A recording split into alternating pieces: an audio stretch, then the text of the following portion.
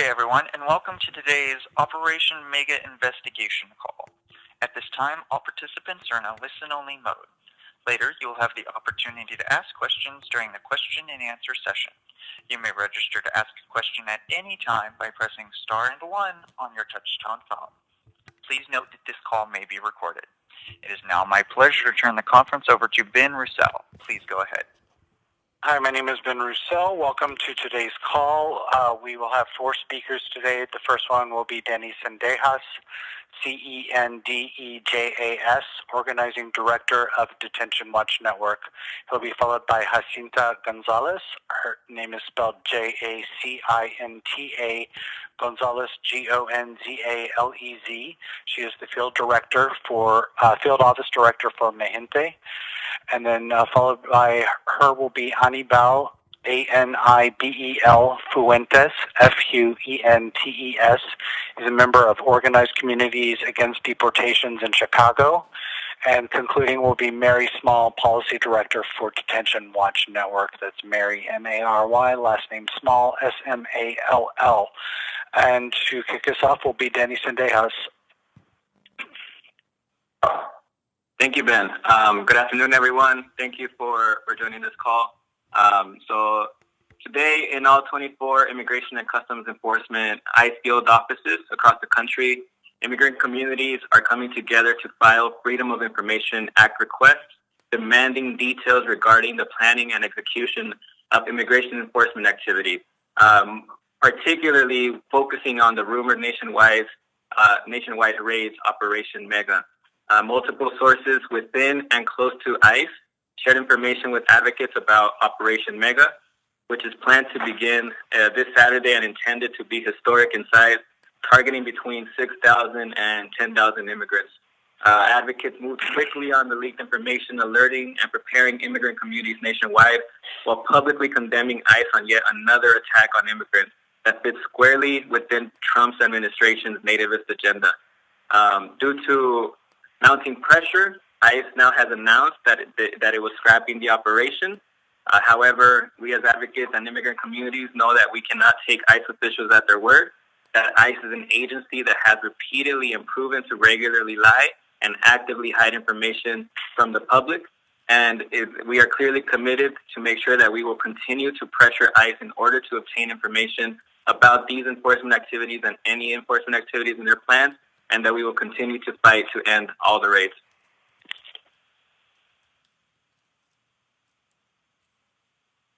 Okay. Next we have Jacinto Gonzales, Field Office Director with Mijente. Thank you so much, and thank you everyone for being on. As Danny said, this morning, 24 FOIAs have been filed in each field office of ICE across the country. Over 50 community organizations have participated in these requests, and the press conferences and actions have already been underway since yesterday and will continue until tomorrow. We know that this added pressure from the community to get information from ICE comes within the context of increased enforcement. We've seen ICE increase its arrest rates by over 40% in the streets. We've seen an over 78% increase in detainers. And we've seen the Department of Justice initiate more prosecutions for both employment-related offenses as well as immigration offenses, trying to further criminalize immigrant communities and fill up not only detention centers, but federal prisons. So within this context, community members are coming forward to say that we were not going to let ICE operate with impunity. We're not going to let this corruption dominate the government. And that is why community organizations are demanding information to make sure that, one, these operations are truly canceled. We do not believe that they are. We believe that there is still a high risk of added enforcement in the community, continuing with Trump's agenda of criminalization and deportation. But we also want to ensure that every operation is still living up to constitutional standards, because we know that when ICE in the past has undergone these types of operations, for example, the raids they have done before, they have violated people's right to remain silent. They have violated people's right to not open the door if they don't have a search warrant signed by a judicial warrant. So we know that there's a lot of violations happening. There's a lot of violence happening by ICE agents when they're conducting these operations. We want to make sure that they know that the community is vigilant. But we also want to make sure that everyone who's cooperating with ICE during these operations also know that they are the community is also aware of their participation. And so that this means that U.S. attorneys' offices that are trying to prosecute people that are picked up in these raids will also have to understand that there's going to be communities that are going to be asking them for information and petitioning to make sure that their loved ones are not incarcerated. And also, that there's just going to be increased know your rights trainings in the community to make sure that people are not only defending their loved ones, but also defending civil rights for everyone in this country. For those reasons, we've started to do the FOIA actions. We know that it is going to be very likely that ICE will not want to give over the information, but we want to say that we are ready to go forward and litigate if necessary to get all of this data that is necessary for a community. Okay, Jacinto, please continue. I think I was pretty much done with my remarks, just saying that we're prepared to litigate if necessary because we understand that this is part of an ongoing effort to hold ICE accountable and ensure that there isn't corruption with this agency that already has such a horrible record of impunity and violation of people's civil and constitutional rights. Okay, great. Speaking next with us today is Aníbal Fuentes. He is a member of Organized Communities Against Deportations in Chicago. He was himself a victim of a raid in 2013, and he is a Chicago day laborer, and he will be speaking, and Jacinto will be providing translator services. So, Aníbal, if you would like to proceed. Pardon the interruption. It appears that his line has dropped as well. Okay, then with that, we will go on to Mary Small, who is the Policy Director for Detention Watch Network. Thanks so much, Ben. So I want to take a moment to talk about how funding fits into all of this, both as a likely motive for ICE in planning Operation Mega in the first place, but also as a key part of the FOIA request being delivered all across the country. So it seems that Operation Mega was deliberately planned right before the end of the fiscal year so that ICE could manufacture higher numbers of people in immigrant detention and then use those deliberately inflated numbers as justification for increased funding from Congress. We've seen this time and time again, the machinery of ICE trying to turn immigrants from human beings with families and communities into bureaucratic numbers with dollar signs attached. All of this is why we included questions about resources to be expended in planning and executing Operation Mega and other similar operations as well in the FOIA request. We want to know, and think taxpayers deserve to know, how much money, how many overtime hours were going to be spent on this cruel and deeply, deeply cynical raid. This past May, when Congress finally settled funding decisions for the current fiscal year, it strongly reprimanded ICE for their out-of-control spending, and specifically for spending money that they didn't have, and then expecting taxpayers to bail them out on the back end. Over the summer, just a couple of months later, ICE then went back to Congress to ask for even more money, specifically for immigrant detention. We believe that Operation Mega was another example of this same systemic recklessness that's written into the DNA of ICE, with immigrant lives and with taxpayer dollars in that recklessness. ICE has proven that it will not be self-limiting and will continue to gamble massive raids like Operation Mega, as well as tons of smaller raids that happen in communities on the streets every single day in an attempt to get even more money for next year. So we're really clear that members of Congress can't possibly believe that a reprimand, especially if it's being accompanied by a green light for billions of dollars, is possibly enough. Instead, Congress must defund entirely the detention and deportation machine, starting with drastic cuts in funding for FY18, which are being negotiated in the Senate right now. ICE regularly lies and proactively hides information from public view. We can't forget this. Secrecy isn't an accidental byproduct of ICE. It's written into their blueprint. And so communities demanding information from ICE and refusing to allow ICE to operate with impunity isn't just about Operation Mega, but is really a response to ICE's kind of fundamental way of operating in this country and a challenge to it, which is part of why we're so excited to be part of this effort that, again, as Jacinto said, working in collaboration with over 50 community groups across the country. And I'm hoping that now Aníbal is back on to talk about OCAD. Pardon the interruption. Unfortunately not. Okay, well then with that, we will move into the question and answer session. At this time, if you would like to ask a question, please press star and 1 on your touch-tone phone. You may withdraw your question at any time pressing the pound key. Once again, to ask a question, please press star and 1 on your touch-tone phone. And our first question comes from Diane Solis with the Dallas Morning News. Please go ahead. Yes, hello everyone. Thank you for doing this. Many of us in the journalism world have reported that actual physical removals, deportations, haven't increased in the Trump year going forward, and that Obama still remains the leading deporter-in-chief. So I'm wondering if you also suspect that they're trying to reverse that by having this mega operation.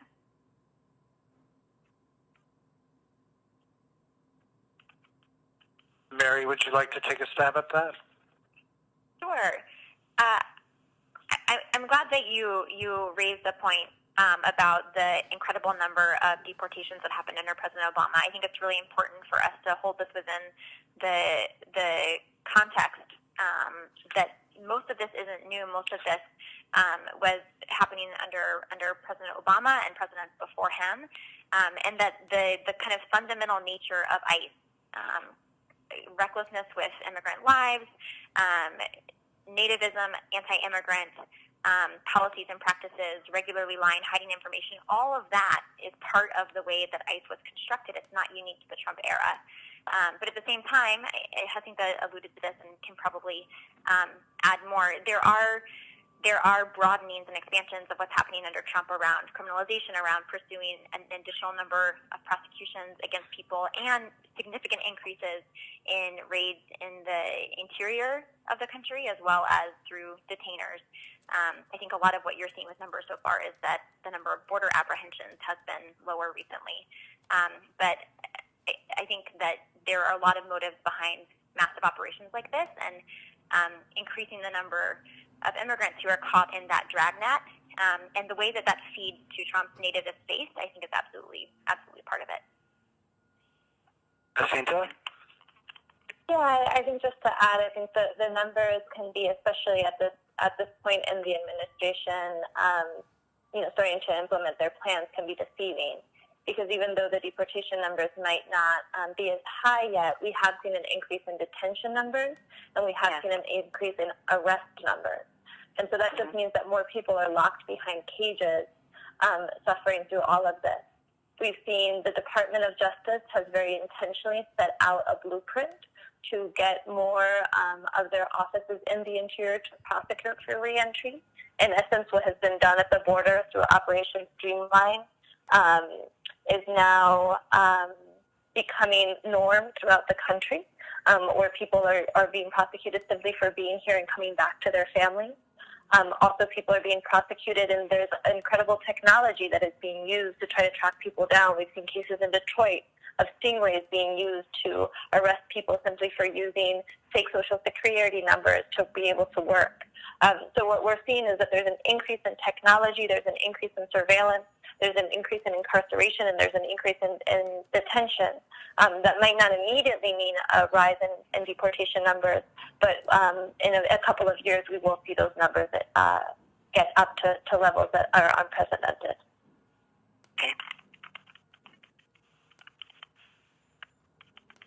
And our next question comes from Julio Varela with NPR Latino USA. Please go ahead. Yeah, just a couple of details about the FOIA request. When were they made? From what I understand, also ICE has always kind of not even taken any action on it, sort of claiming exemptions.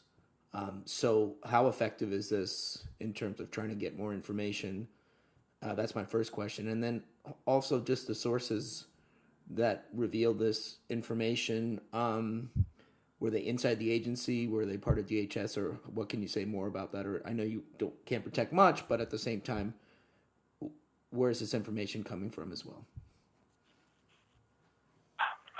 Jacinta? Yeah, so what we know from the sources that they do come from within the agency. So it is that folks have found out about an operation so large that it has gotten leaked in this way. FOIA's Freedom of Information Act requests are always an uphill battle. I don't have to tell reporters about this.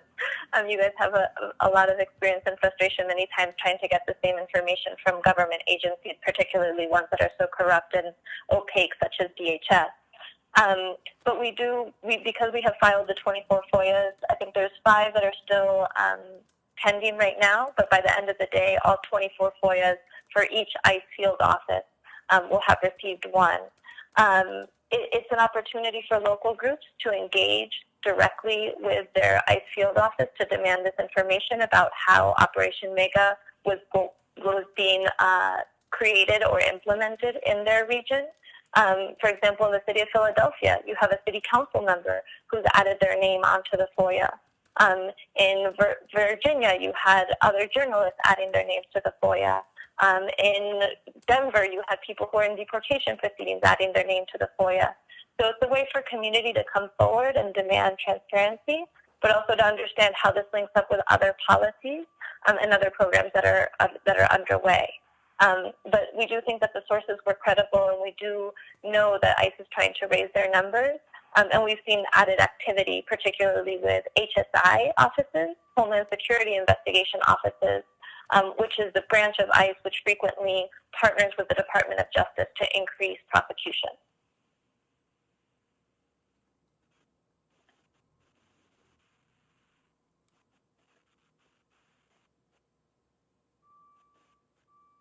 And once again, if you would like to ask a question, please press *1 on your touch-tone phone.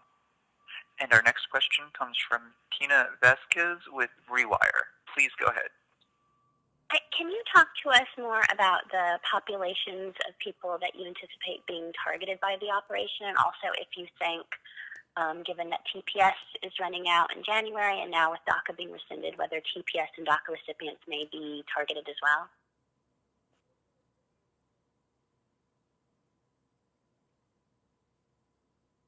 Sure. This is Mary. Given that the intel shared that this was a joint enforcement and removal operations, and so ERO and HSI, Homeland Security Investigations operation, we expect that the actual target list that ICE was building was built in much the same way that they've often built those, based on folks who have any kind of contact, no matter how minor or long ago, with the criminal justice system, or folks that have prior orders that could be executed. But one of the things that we also understand was explicit about this was directions for officers to pick up anyone else that they encountered over the course of this operation. We saw that in one of their more recent raids, that the overwhelming majority, nearly 3/4 of the people who were picked up, were what ICE calls collateral arrests. They're just people that they encountered in the process of looking for someone else. And so our expectation is that this raid would have looked very similar, that it's just a broad, massive sweep of an entire community. Danny, I don't know if you want to add to that. Yeah, just adding on to particularly around the piece around like DACA and TPS, like really understanding that those efforts to get rid of DACA and also TPS being under threat, and then also in combination with the threat of these major operations through raids, like it is a wholesale attack that the administration is trying to unleash against our communities, right? And so it is very like recognizing, like as Mary was mentioning, that arrest and like the impact of that this type of operation could have through collateral arrest, through just broad, like wide targeting of everyone, really, is something that we definitely take very, very seriously. And so that's the work that we're doing in the community to make sure that, of course, right, the best way to be protected is to make sure that we protect each other, right, and that we organize, and that sadly, you know, we are at a point where we have a nativist, racist administration that is targeting people of color, that is targeting all immigrants. And so doing the work that we need to do to make sure that folks are aware, but then also ready to fight back. And one quick thing to add on this is Mary again, that I should have said earlier, is that in the same way that we don't take ICE at their word, that this operation has been canceled or been adjusted, in the same way that we can't take them at their word when they refuse to engage with the Freedom of Information Act request, when they redact really important information under an improper use of the exemptions. We also can't take ICE at their word when they describe who it is that they're targeting. And so that skepticism of what ICE says and the demand to have the underlying information so that the public and immigrant communities can find out the truth for themselves runs through all of those questions, right? The skepticism about the way that ICE describes their own activities.